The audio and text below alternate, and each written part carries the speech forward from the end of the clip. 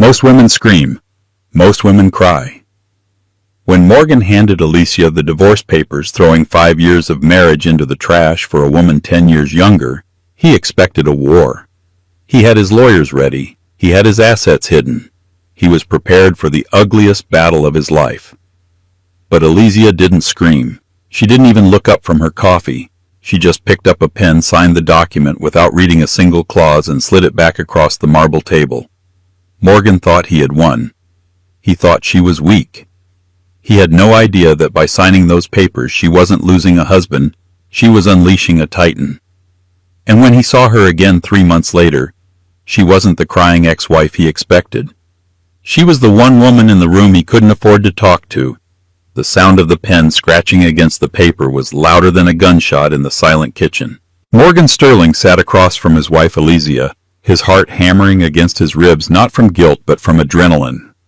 He was the VP of Sterling & Co., a man used to hostile takeovers and boardroom brawls. He had spent the last 3 weeks rehearsing this moment in the mirror.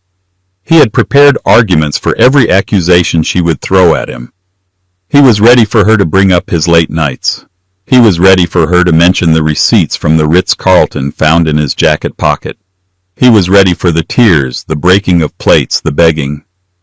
"I'm leaving Allesia," he had said, his voice practiced and cold. "I've met someone else. Someone who understands the direction my life is going. Someone who fits my future, not my past." He waited. Allesia Vance, a woman who had spent the last 5 years folding his laundry, hosting his dull dinner parties, and managing his schedule, simply took a sip of her black coffee. She was wearing an oversized beige cardigan, her hair tied back in a messy bun. She looked nothing like Chloe, the vibrant 23-year-old marketing intern waiting for Morgan in the Audi outside. Allesia set the mug down. "Okay," she said. Morgan blinked, his brow furrowing. "Okay, did you hear me? I said I want a divorce." "I heard you, Morgan," Allesia said, her voice terrifyingly even. "Do you have the papers?" Morgan fumbled with his leather briefcase, his confidence faltering for a split second. This wasn't the script. Yes. My attorney James Rotherham drafted these. Now I want to be fair, but you need to understand that the prenup is ironclad. You get the Honda, the apartment lease is in my name, so you'll have 30 days to vacate and—" Allesia reached out her hand. "Give them to me." He slid the thick packet across the granite island. He watched her eyes. They weren't red, they weren't glassy. They were opaque like a shuttered window. She didn't flip to the section on alimony. She didn't check the division of assets. She flipped to the last page, found the line marked respondent, and uncapped a cheap ballpoint pen. Scritch. Scratch. She signed Allesia Vance, not Allesia Sterling. She had already dropped his name. "Allesia, wait," Morgan said, a sudden wave of unease washing over him. "You haven't even read it. You're waiving your right to contest the alimony. You're walking away with almost nothing." She looked up then, and for the first time Morgan saw something in her eyes that chilled him. It wasn't sadness. It was boredom. "I don't want your money, Morgan," she said softly. "And I certainly don't want to fight for a man who doesn't want to be here. You're free." She stood up, walked to the fridge, and pulled out a bottle of sparkling water. "Is there anything else, because I have a busy afternoon?" Morgan sat frozen. The victory he had craved felt hollow. He wanted her to fight for him. He wanted proof that he was a prize worth losing. Her indifference made him feel small. "Fine," Morgan snapped, snatching the papers back. "If you want to be an idiot and starve, that's your problem. Chloe is waiting for me." "Tell her I said good luck," Allesia replied, her back turned to him. Morgan stormed out of the house, slamming the heavy oak door behind him. He marched down the driveway to his silver Audi R8, where Chloe was checking her makeup in the visor mirror. "Well?" Chloe asked, popping her gum. "Was it a nightmare? Did she scream?" Morgan threw the papers into the back seat. She signed. No contest. Chloe squealed, clapping her hands. "Oh my God, Morgan. That's amazing. We're free. We can book the Aspen trip without worrying about court dates." Morgan started the engine, gripping the steering wheel until his knuckles turned white. He looked back at the house one last time. The curtains didn't move. No one was watching him leave. "Yeah," Morgan muttered, pulling out onto the street. "Amazing." But as he drove away, the unease in his gut grew. Allesia had been a graphic designer when they met, making modest money. She had quit to support his career. She had no savings that he knew of, no family in the city. By signing those papers, she had effectively made herself homeless. Why wasn't she scared? 3 months passed. Life for Morgan Sterling was on paper perfect. With Allesia out of the picture, he had fully integrated Chloe into his life. They were the it couple of his social circle. Chloe was young, loud, and loved to spend Morgan's money on things that showed off his status tables at Dorsia weekends and the Hamptons' front row seats at Knicks games. But the perfection was exhausting. Chloe wasn't like Allesia. Chloe didn't organize his life. She consumed it. The house was always a mess of shopping bags. She forgot to write down his meetings. She complained when he worked late. And strangely, Allesia had vanished off the face of the earth. Morgan had expected her to call. He expected a drunken voicemail begging for money, or at least a text asking about mail she'd left behind. But there was nothing. Her phone number was disconnected. Her social media accounts, which she rarely used anyway, were deactivated. He drove by the old apartment complex she used to like, thinking he might see her old Honda, but she wasn't there. It was as if Allesia Vance had never existed. "Stop obsessing over her," Chloe snapped one evening over dinner at Le Bernardin. "She's probably living in a trailer in Ohio with her parents. She's a loser, Morgan. That's why you left her." "I'm not obsessing," Morgan lied, taking a sip of wine. "I just find it odd. She didn't take the alimony. That's $50,000 she left on the table. Who does that?" "Someone who knows they aren't worth it." Chloe laughed. Morgan forced a smile, but his attention was caught by a conversation at the table next to them. 2 men in bespoke Italian suits were speaking in hushed, reverent tones. Morgan recognized one of them, David Geffen, a massive player in the tech investment sphere. "Have you seen the projections for Valkyrie?" the first man whispered. "The IPO is rumored to be in the billions. It's going to shatter the tech sector." "I heard the CEO is a ghost," the second man replied. "Total recluse. Operates under a pseudonym. They say the proprietary algorithm was written by a single person in a basement over 5 years. Morgan's ears pricked up. Valkyrie Systems. It was the buzz of Wall Street. A new AI-driven logistics software that was rendering traditional shipping models obsolete.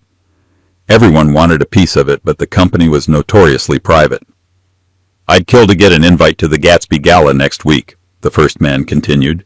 "Rumor has it the founder of Valkyrie is finally going to make a public appearance. It's the event of the decade. The ticket alone is $50,000. Morgan looked down at his plate. The Gatsby Gala at the Metropolitan Museum of Art. It was the most exclusive charity event in New York. If he could get in there, if he could shake hands with the people behind Valkyrie, he could secure his position at Sterling & Company for life. He could finally step out of the shadow of his father-in-law, well, ex-father-in-law, who had founded the firm. "Chloe," Morgan said suddenly, "we need to go to the Gatsby Gala." Chloe's eyes lit up. "The Met? Oh my God, yes, I saw the dress code online. It's Gilded Age glamour. I need a dress from Vera Wang. Can we afford the tickets?" "I'll pull some strings," Morgan said, his ambition overriding his financial caution. "I know a guy on the board. It'll cost us, but it's an investment." The next week was a blur of favors and wire transfers. Morgan spent nearly $40,000 securing 2 tickets through a back-channel broker. It was a reckless amount of money dipping into the savings he had protected during the divorce, but he told himself it was necessary. He needed a win. His numbers at work were slipping because he was too distracted by Chloe's constant demands. The night of the gala arrived. The air was crisp and the steps of the Met were covered in a red carpet that seemed to stretch for miles. Paparazzi flashed blinding lights as celebrities and titans of industry ascended the stairs. Morgan stepped out of his limo, adjusting his bow tie. Chloe was on his arm wearing a dress that was perhaps a little too revealing for the somber elegance of the event, but she looked stunning. Morgan puffed out his chest. This was where he belonged. They moved through the great hall sipping champagne. Morgan scanned the room looking for targets. He saw Elon Musk talking to a Saudi prince. He saw the CEO of Goldman Sachs. "This is it, babe," Chloe whispered, clutching his arm. "We made it." Morgan Sterling," a voice called out from behind him.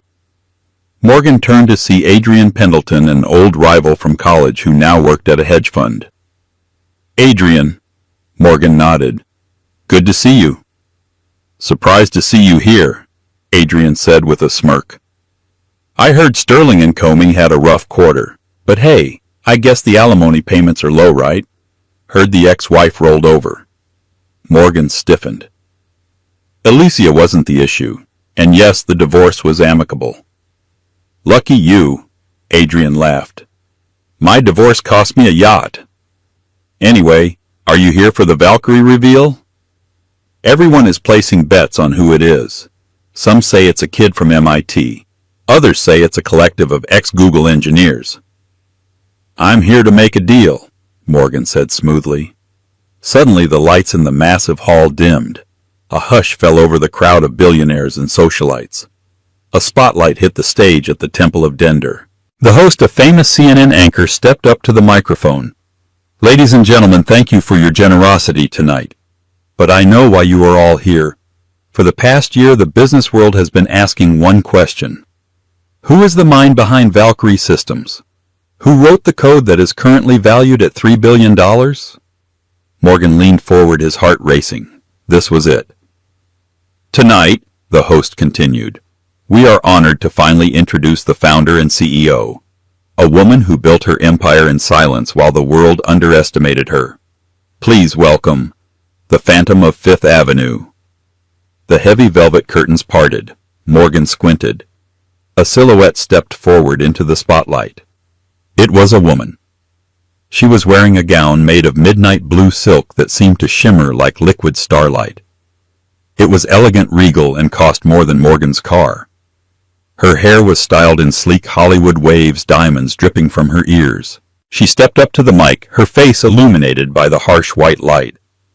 Morgan dropped his champagne glass. It shattered on the stone floor, the sound echoing, but he didn't hear it. He couldn't breathe. His knees buckled and he had to grab Chloe's shoulder to stay upright. "What?" Chloe hissed. "Morgan, what is it? Who is she?" Morgan's mouth opened, but no sound came out. He stared at the woman on stage, the billionaire, the genius, the most powerful person in the room. It was Allesia. The applause was thunderous. It wasn't polite clapping. It was a roar, a physical wave of sound that shook the Temple of Dender. But Morgan Sterling couldn't hear it. The blood rushing in his ears sounded like a freight train. "Morgan," Chloe hissed, digging her fake nails into his bicep. "Morgan, you're making a scene. Why are you staring at her like that? Do you know her?" Morgan couldn't tear his eyes away from the stage. The woman standing there commanded the room with a terrifying grace. She waited for the applause to die down, a small knowing smile playing on her lips. Lips painted a deep velvety crimson that Morgan had never seen on her before. That's Allesia." Morgan choked out his voice, barely a whisper. Chloe froze. She squinted at the stage, then looked back at Morgan, her face twisting in confusion and disgust. The ex-wife, the frumpy housewife who signed the papers in a cardigan. That woman. "Yes," Morgan breathed. "You're lying." Chloe scoffed, though her voice wavered. "That woman is wearing a vintage Schiaparelli gown. That necklace is Cartier. She looks like royalty." On stage, Allesia leaned into the microphone. Her voice, amplified by the state-of-the-art sound system, was smooth, low, and confident. It was the voice Morgan had heard every day for 5 years, but stripped of the timidity, the deference. "Thank you," Allesia said. "For a long time I was told that my value lay in my ability to support others. I was told that my place was in the background, that silence was my duty." Morgan felt a cold sweat break out on his forehead. Was she talking about him? "But silence," Allesia continued, her eyes scanning the crowd, "is where you hear the things others miss. While the world was busy shouting, busy posturing, busy selling." She paused, and for a terrifying second, Morgan felt her gaze linger on the dark corner where he stood. "I was building." Valkyrie wasn't created in a boardroom. It was created at a kitchen table late at night in the quiet hours when no one was watching, when no one cared to look. The crowd murmured in appreciation of her humility. Morgan felt like vomiting. The kitchen table, the granite island where he had tossed his keys every night, ignoring her while he checked his emails. She had been sitting there, working. "They call Valkyrie a logistics miracle," Allesia said, her voice strengthening. "But it's really just a system for cutting out the dead weight, for identifying what is essential and discarding what is merely noise. I learned that lesson the hard way. But once I cut the noise from my own life, I became limitless." The room erupted again. "Oh my God," Chloe whispered, stepping away from Morgan as if he were contagious. "She's talking about you. She's calling you the dead weight." Morgan felt a tap on his shoulder. He spun around, jumpy. It was Adrian Pendleton again, grinning like a shark. "Morgan, you sly dog." Adrian beamed, clapping him on the back. "Why didn't you tell us? You kept the creator of Valkyrie secret for 5 years. That's the greatest play I've ever seen. You must be heavily invested. No wonder you didn't contest the divorce. You probably have stock options coming out of your ears." Morgan's stomach dropped. Stock options. He had nothing. He had the prenup that he had insisted on, the prenup that kept their assets strictly separate. If Allesia had built this company during their marriage and he had legally separated his finances from hers to protect himself, he had also legally separated himself from her billions. I need a drink," Morgan stammered. He stumbled toward the bar, Chloe trailing behind him, looking furious. He ordered a double Scotch neat and downed it in one gulp. His mind was racing. How Allesia didn't know how to code. She was a graphic designer. She made logos for bakeries. She didn't build AI algorithms. This had to be a mistake. Maybe she was just the face of the company, a figurehead. He turned back to the room. Allesia had descended from the stage and was immediately swarmed. But not by fans, by titans. Morgan watched in horror as Tim Cook shook her hand. He saw the head of the Sequoia Capital Fund leaning in close, laughing at something she said. She wasn't just a guest. She was the sun everyone was orbiting. "I need to talk to her," Morgan said, a desperate plan forming in his head. "She's my wife. I mean my ex-wife. We have a history. If I can just talk to her, remind her of the good times." "You're pathetic," Chloe spat. "She just humiliated you in front of the entire Forbes 500 list, and you think you can charm her? She hates you, Morgan." "She doesn't hate me," Morgan insisted, adjusting his tie, though his hands were shaking. "She loved me. She signed those papers because she was hurt. This is a cry for attention. She's doing this to show me what I'm missing." Morgan pushed through the crowd. He was a tall man used to parting seas of people, but tonight the crowd was dense with security and sycophants. He elbowed a senator out of the way, ignored a glare from a famous actress, and finally reached the edge of the velvet rope guarding the VIP circle. A massive man in a black suit blocked his path. "Private reception, sir." "I know her," Morgan snapped, pointing at Allesia, who was standing 20 feet away, sipping champagne with a man who looked like a European duke. "I'm her husband. Ex-husband. Morgan Sterling." The guard looked at a clipboard, then back at Morgan. His expression didn't change. "Name's not on the list, Mr. Sterling." "Tell her I'm here." Morgan shouted, his voice cracking. He saw heads turn. People were staring. Allesia! Allesia! Allesia paused. She slowly turned her head. Her eyes locked onto Morgan's. There was no surprise in them. No anger. Just that same chilling boredom he had seen in the kitchen 3 months ago. She said something to the guard, a quick, subtle nod. The guard stepped aside. "She'll see you," the guard grunted. Morgan straightened his jacket. He turned to give Chloe a smug look, but Chloe was already gone, disappearing into the crowd, likely distancing herself from the sinking ship. Morgan walked into the circle. Up close, Allesia looked even more expensive. Her skin glowed. She smelled of jasmine and money. "Hello, Morgan," she said. Her tone was polite, distant, like she was greeting a waiter she vaguely remembered. "Allesia," Morgan said, putting on his best boardroom smile. "You look incredible. I had no idea you were working on something like this. Why didn't you tell me we were partners?" Allesia raised an eyebrow. "Partners, Morgan, for the last 3 years of our marriage. You didn't even know the password to my laptop. You never asked what I was doing." "I was busy," Morgan pleaded. "I was building Sterling and Cody for us." "But look, this is amazing. Valkyrie. It's huge. And I was thinking, we rushed things. The divorce papers. Maybe we were too hasty. We have a connection, Allesia. You can't deny that." The Duke, standing next to her, chuckled softly and walked away, giving them space. Allesia took a step closer to Morgan. She looked up at him, and for a second he thought he saw warmth. He thought he had her. "You're right, Morgan. We did have a connection," she said softly. "You provided the one thing I needed most to build Valkyrie." Morgan smiled, relief washing over him. "Support, stability." "Neglect," Allesia said. Morgan's smile froze. "If you had been a better husband, Morgan, I never would have finished the code," she said, her voice calm and deadly. "If you had come home on time, if you had wanted to talk to me, if you had taken me on dates, I would have been distracted. But you gave me the gift of solitude. You ignored me so thoroughly that I had thousands of hours to perfect the algorithm. You made me feel so invisible that I learned how to disappear and work in the shadows." She took a sip of her champagne. "So thank you. You were the perfect catalyst. But now that the work is done, I don't need the catalyst anymore." "Allesia, you can't be serious," Morgan hissed, realizing people were listening.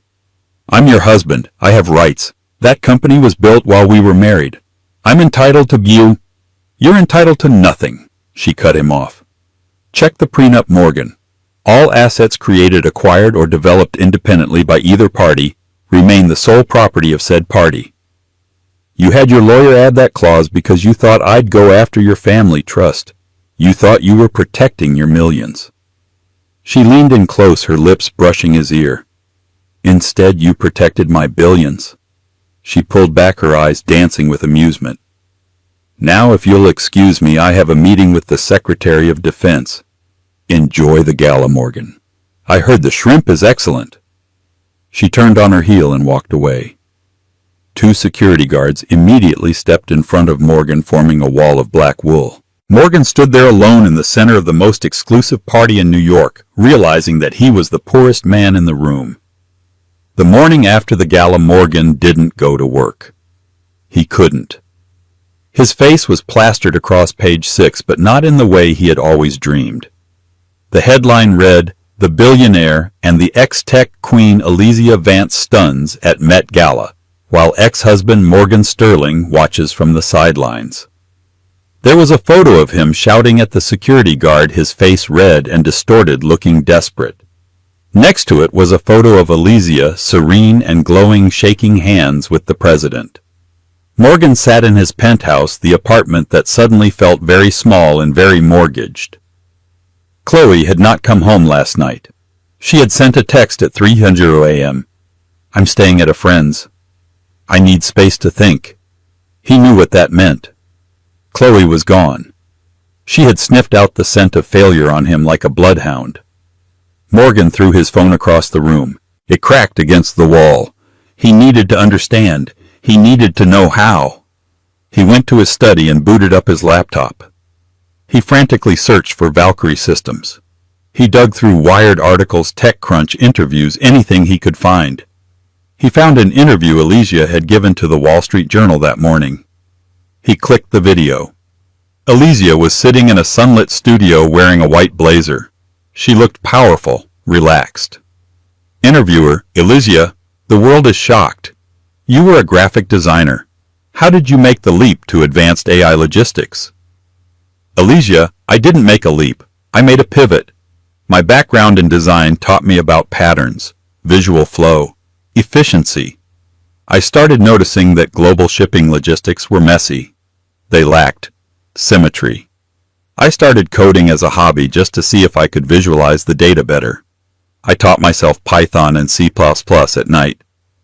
Interviewer: At night you were married then, weren't you? Allesia, smiling politely: Yes. My husband worked very late hours. I found myself with a lot of free time. I didn't like watching TV. So I learned. I built a simulation. Then I fed it real-world data. When the simulation predicted the supply chain collapse of 2023 6 months before it happened, I knew I had something. Morgan paused the video. 2023. He remembered that year. He had spent that entire year stressing about the market crash, yelling at Allesia because his portfolio was down. Meanwhile, she had been sitting in the guest room predicting the crash he was losing money on. He remembered one night specifically. He had come home drunk after a client dinner, which was actually drinks with a paralegal. Allesia had come downstairs, her eyes bright, holding a notebook. Morgan, look at this, she had said. I think I found a way to optimize shipping routes using a fractal algorithm.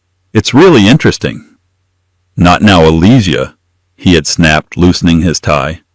I've been dealing with real business all day. I don't want to look at your little puzzles. She had closed the notebook.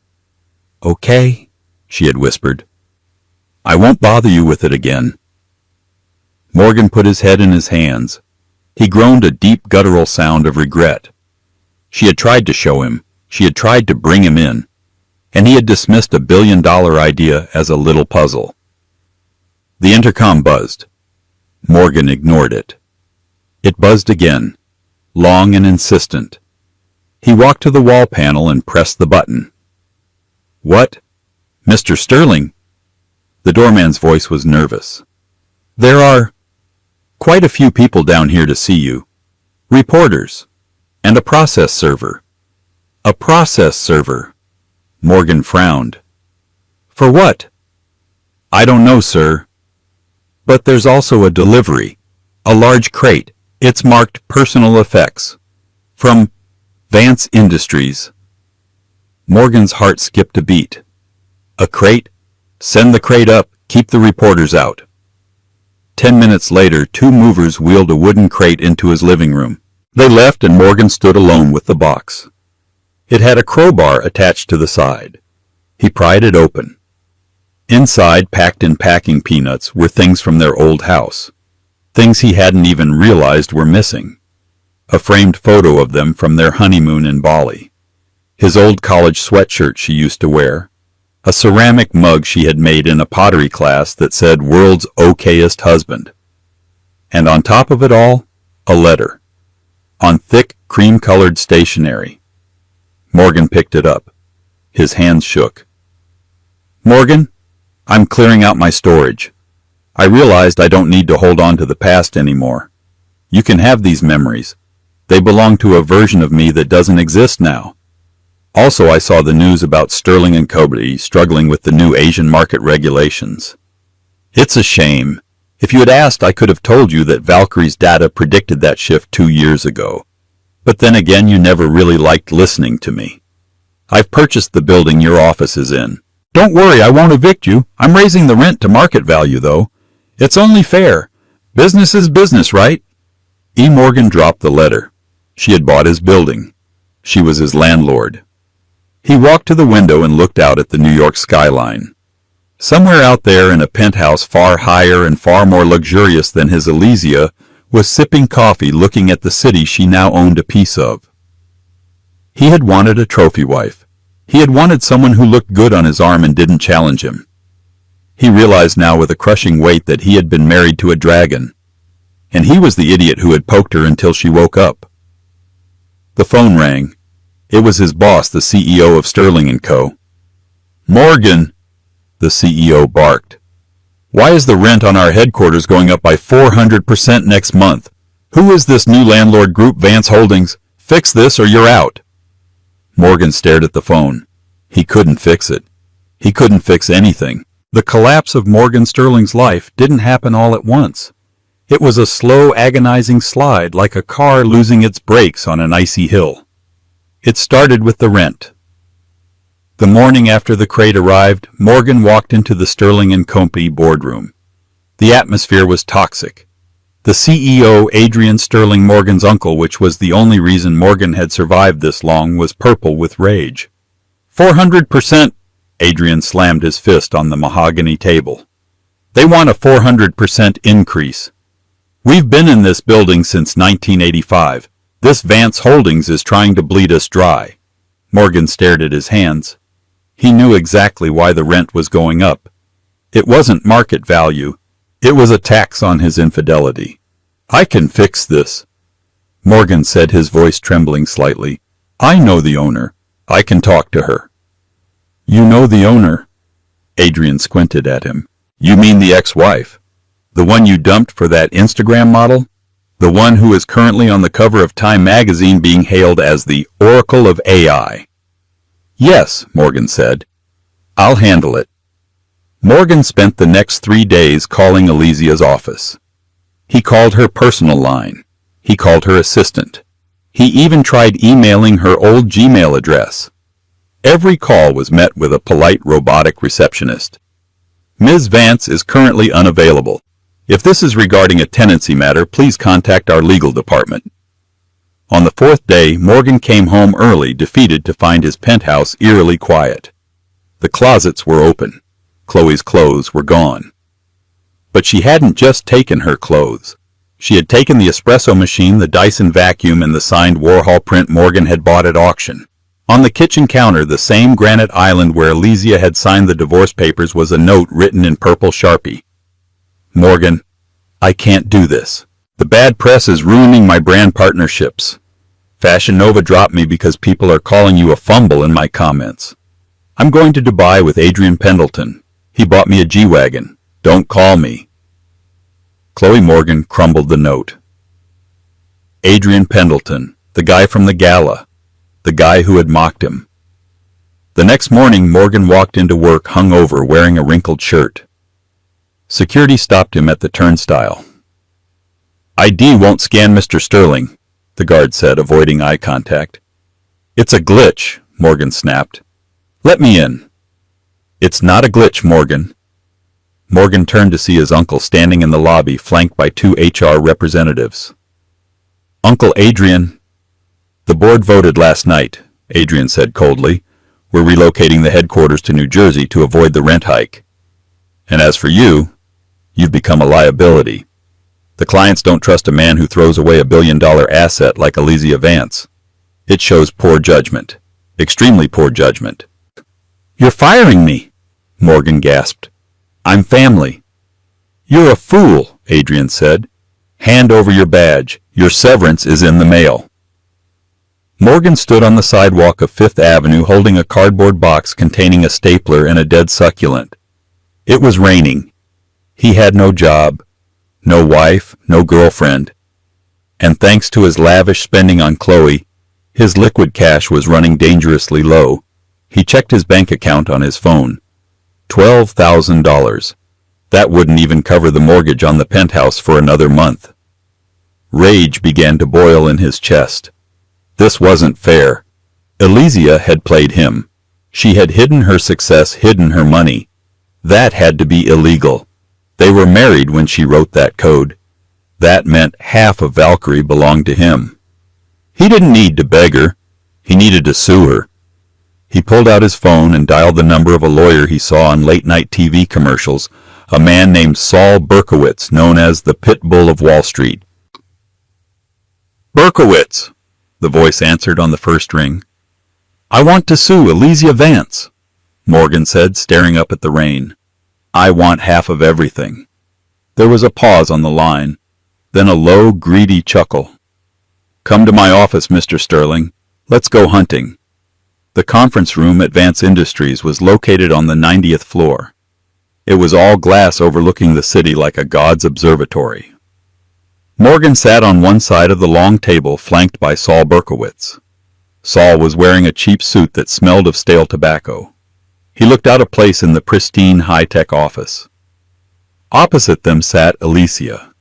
She looked bored. She was typing on a tablet, barely acknowledging their presence. Next to her was her lawyer, Marcus Thorne, a man so legendary in New York legal circles that he was rumored to have drafted the devil's own contracts.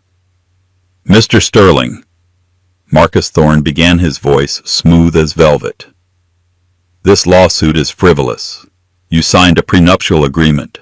You waived all rights to independent intellectual property. We are here as a courtesy to give you one chance to withdraw before we countersue for legal fees which will bankrupt you. We're not withdrawing. Saul slammed a fist on the table. My client supported Ms. Vance for 5 years. He paid the mortgage. He paid for the food that fueled her brain while she wrote that code that constitutes an investment. Under the doctrine of equitable distribution, he is entitled to a share of the fruits of that labor. Allesia finally looked up. She took off her reading glasses. Supported me. She repeated, a wry smile playing on her lips. Is that how you remember it, Morgan? I paid the bills, Allesia, Morgan said, finding his courage. You quit your job. You sat at home. I worked 80-hour weeks to keep a roof over your head. You couldn't have built Valkyrie if you were working a 9 to 5. I bought you the time. You bought me time, Allesia mused. That's an interesting perspective. She tapped her tablet. A holographic screen projected onto the center of the table. It displayed a complex timeline of data logs. Do you know what Valkyrie actually does, Morgan? Allesia asked. It's logistics, Morgan scoffed. Shipping routes, trucks. That's the public application, Allesia corrected. But the core engine, the heart of the code. It's a pattern recognition system designed to identify anomalies. It finds mistakes. It finds leaks. It finds fraud. Morgan frowned. What does that have to do with me? I started writing the code 4 years ago, Allesia said, standing up and walking slowly around the table. Because I was bored, yes, but also because I was worried. You were coming home stressed. You were muttering about lost accounts and rounding errors in the Asian markets. She pressed a button. The hologram changed. It showed bank statements. Sterling & Company internal ledgers. Morgan's face went pale. These are your trades, Morgan. From 2022 to 2024, Allesia said softly. You were sloppy. You were moving money from client escrow accounts to cover your own bad bets on crypto. It wasn't just negligence. It was embezzlement. Federal prison time, 20 years minimum. Saul Berkowitz looked at Morgan. Is this true? Morgan couldn't speak. He felt like the air had been sucked out of the room. He had done it just a few times, he told himself. Just to cover some losses. He intended to put it back. I was going to fix it, Morgan whispered. You didn't fix it, Allesia said. I did. She leaned over the table, her eyes locking onto his. I used the early version of Valkyrie to penetrate Sterling & Company's servers. I didn't steal money, Morgan. I rearranged it. My algorithm balanced your books in real-time micro-trading in the milliseconds between transactions to generate enough profit to fill the holes you dug. I spent 3 years quietly patching your crimes from our kitchen table. Morgan stared at her in horror. You knew. I saved you, Allesia said. Every day. While you were out having dinner with Chloe, while you were buying expensive watches, my code was working in the background, keeping the SEC from knocking on our door. I wasn't just building a company, Morgan. I was keeping you out of jail. The room was deadly silent. Even Saul Berkowitz looked terrified. "I did it because I loved you," Allesia said, her voice dropping to a whisper. "I thought you were just stressed. I thought if I fixed the problem, the man I married would come back. But he never did." She turned to Marcus Thorne. "Show him the file." Marcus slid a thick red folder across the table.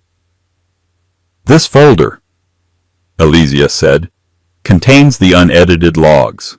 It proves exactly what you did and exactly how I fixed it. If you proceed with this lawsuit, Morgan, if you try to claim ownership of my code, you are legally claiming ownership of the mechanism that hid your embezzlement. I will be forced to release these logs into discovery, and the FBI will be very interested to see them." She sat back down and crossed her legs. "So here is the deal. You will drop the lawsuit.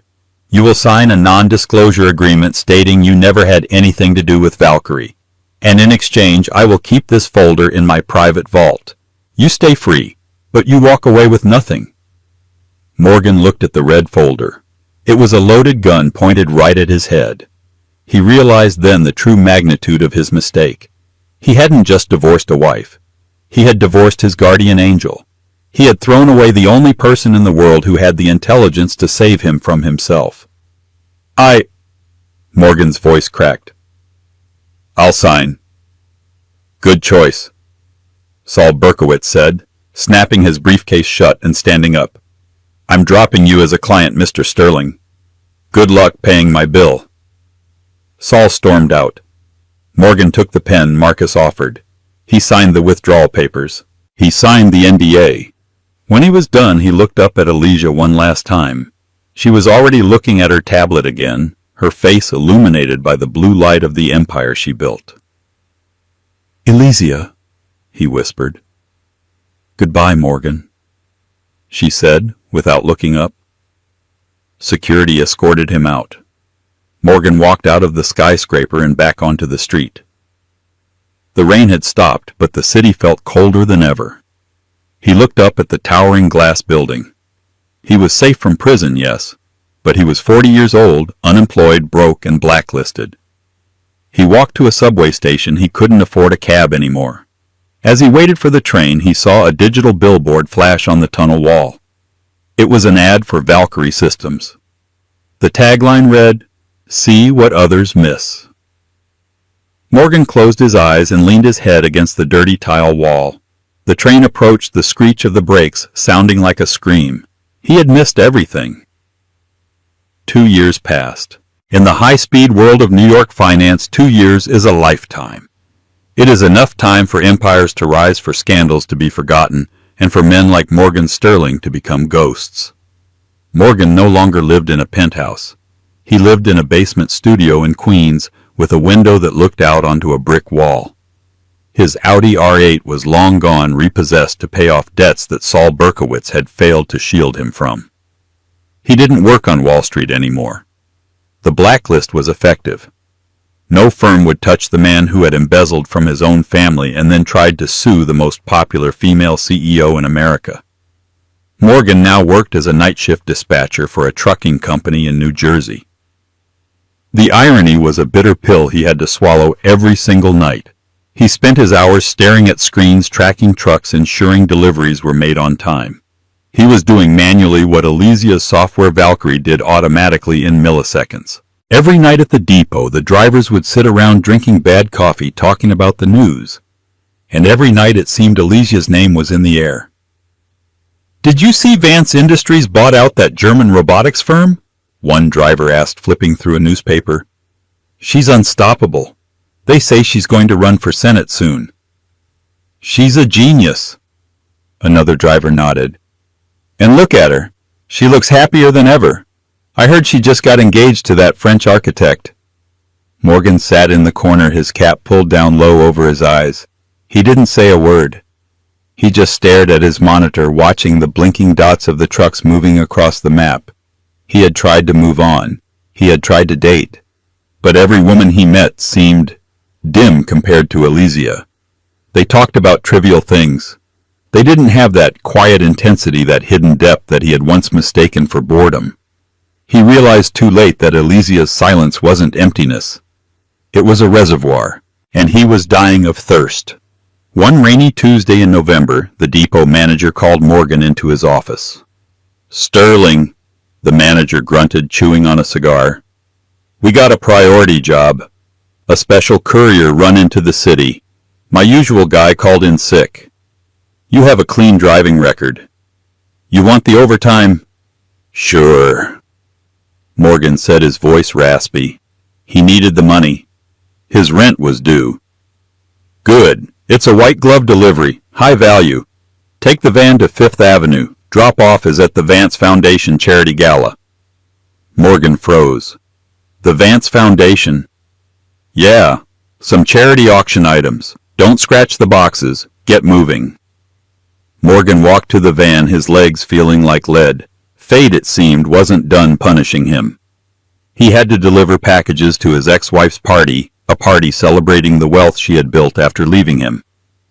He drove into Manhattan, the city lights blurring in the rain. He pulled up to the service entrance of the Plaza Hotel. It was the same hotel where he used to take Chloe for drinks. Now he was entering through the loading dock. He unloaded the boxes, stacking them onto a dolly.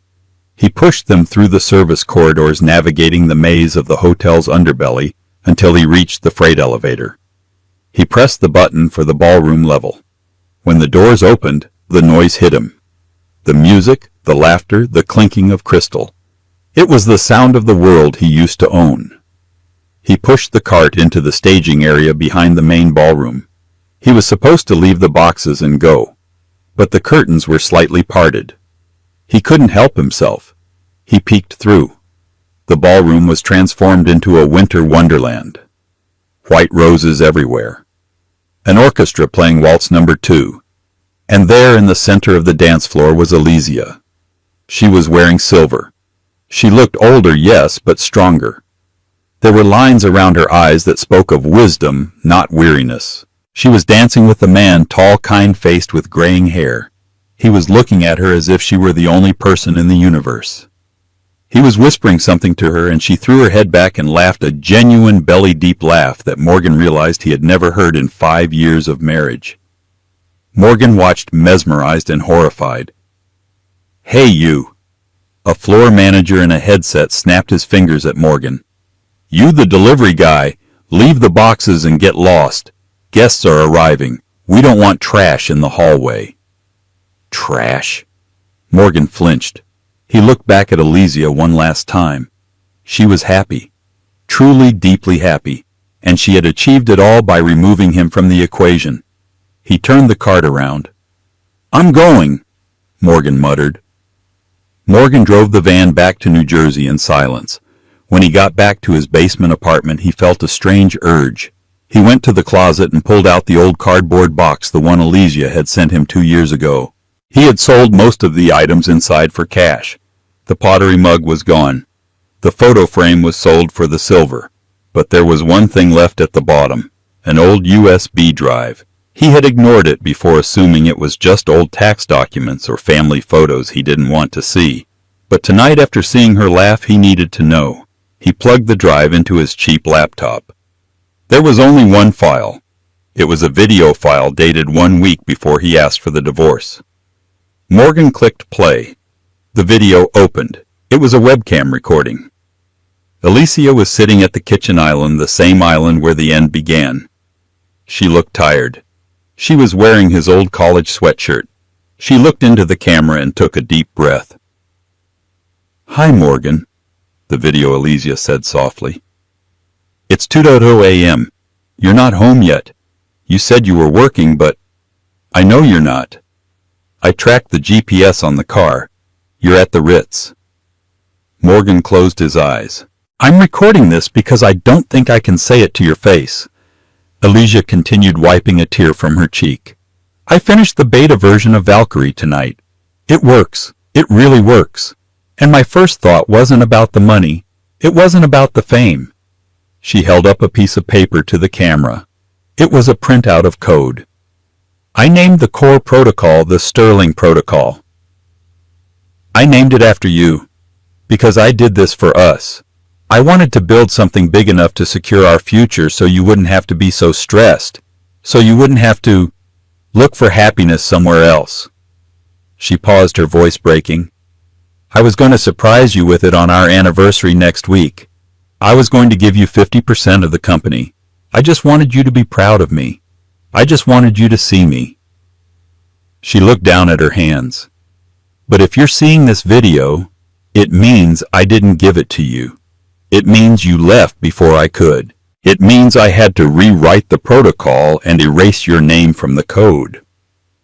She looked directly into the lens, her eyes piercing through time and space to the man sitting in the basement. I loved you, Morgan. I loved you enough to build an empire for you. But you never looked up from your phone long enough to notice. Goodbye. The screen went black. Morgan sat in the darkness of his basement. The silence was deafening. He had lost the billions, yes. He had lost the status. But that wasn't the tragedy. The tragedy was that he had been loved by a woman who could move mountains, and he had traded her for a girl who liked expensive purses. He had been the inspiration for a masterpiece, and because of his own blindness, he had become the villain in her biography. He closed the laptop. He lay down on his single mattress, pulling the thin blanket up to his chin. Outside, a truck rumbled past carrying goods optimized by the Vance Logistics Network. The world was moving efficiently, perfectly, silently. And Morgan Sterling was finally completely part of the noise. Wow. That brings us to the end of Morgan and Allesia's story. It's a brutal reminder that sometimes the most valuable things in our lives are the ones sitting quietly right in front of us. Morgan chased the flash and the noise, thinking that was success, while Allesia was silently building an empire out of love for him until he gave her a reason to build it for herself. It really makes you wonder, how many of us are ignoring the Allesias in our lives while chasing something that doesn't matter? And do you think Morgan deserved his fate, or was the punishment of watching her success too harsh? I want to hear your thoughts in the comments below. If you enjoyed this story of karma, betrayal, and the ultimate comeback, please hit that like button. It really helps the channel. And don't forget to subscribe and ring the bell so you never miss a new story. Thanks for watching, and I'll see you in the next video.